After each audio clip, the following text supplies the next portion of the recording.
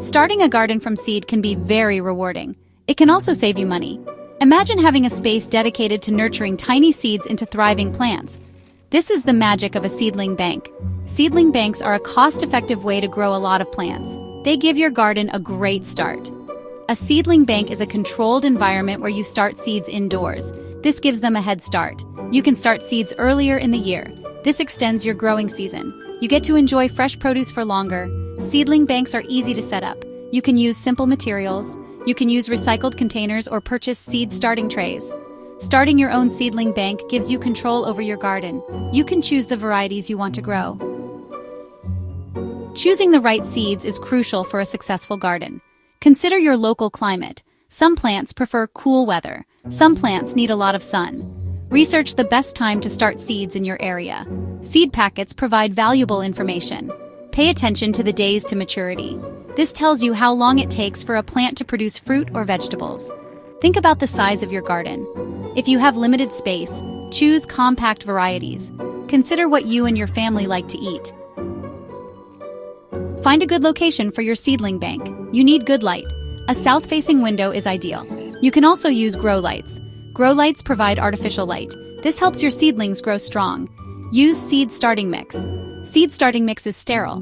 This prevents diseases. It also drains well. Wet soil can harm young seedlings. Heat mats can be helpful. They warm the soil. This encourages germination. Make sure your seedling bank has good air circulation. This prevents diseases.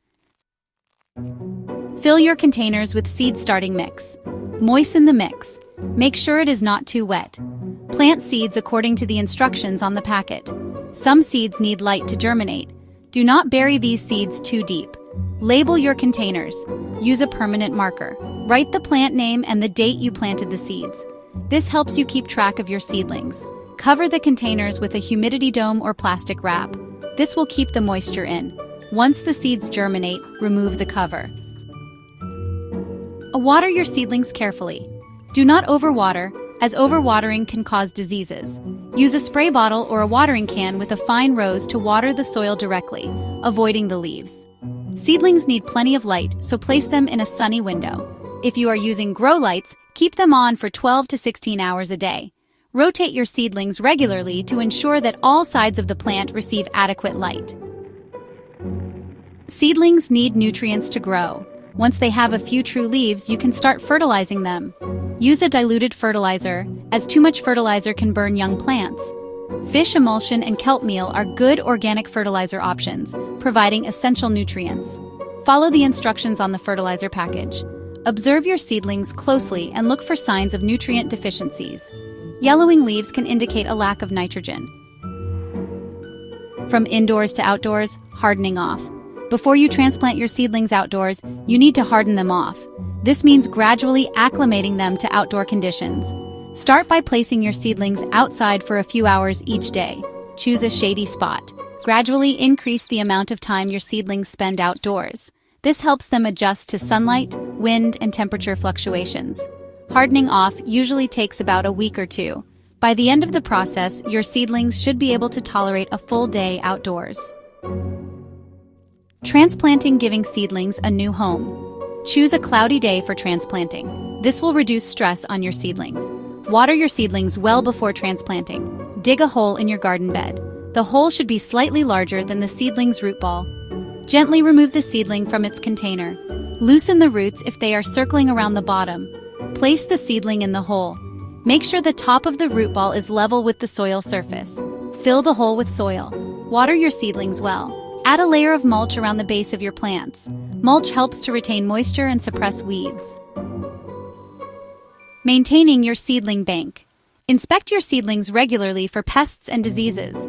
Early detection is key to preventing widespread problems. Remove any diseased plants immediately.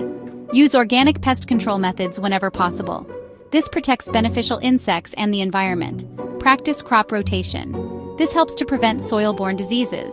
Keep your seedling bank clean. Remove any dead leaves or debris. This helps to prevent the spread of diseases. Harvest and seed saving. Completing the cycle. Harvest your vegetables and herbs regularly. This encourages continued production. Enjoy the fruits of your labor. Share your bounty with friends and family. Save seeds from your favorite varieties. This allows you to grow them again next year. Store seeds in a cool, dry place. Label them clearly with the plant name and the date. Starting your own seedling bank is a rewarding experience. It connects you to the natural world. It allows you to grow your own food. With a little planning and effort, you can enjoy a bountiful harvest from your own backyard. Don't forget to like and subscribe. Be sure to check out this video for more gardening tips.